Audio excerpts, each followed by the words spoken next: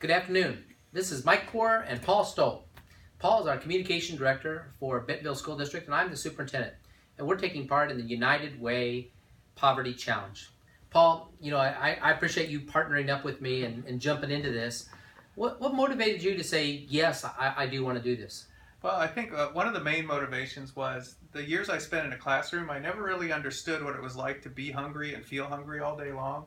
And what I've really got out of this so far is that understanding of how much you really think about food and your next meal when you're concerned about it. Sometimes people in our district think, well, we live in such a wealthy district, and we really are a very lucky and fortunate community.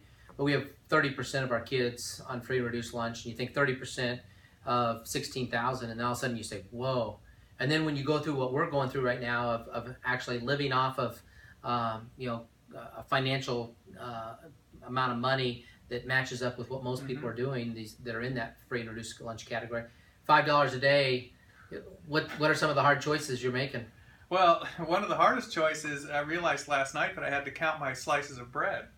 Because I wanted to make sure I got through the week to get all the bread in. Everything I had planned to do, I wanted to make sure that I had the resources there to do it. And for me, when I went to go buy my groceries for the week, I thought, well, I'm going to start off with an apple a day.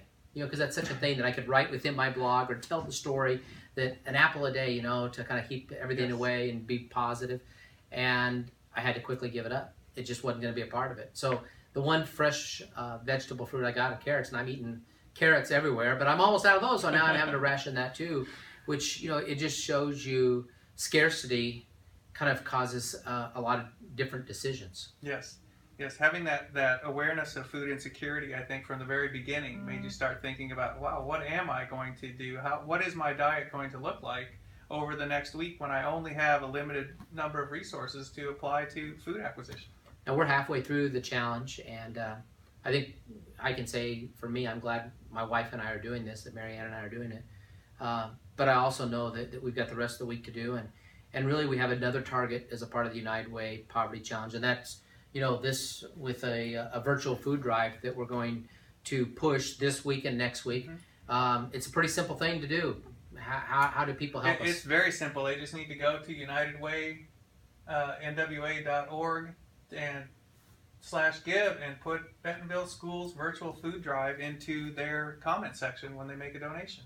So this is our way of trying to kind of ignite our community to stand behind and really support the United Way, who are all about trying to support the people in need.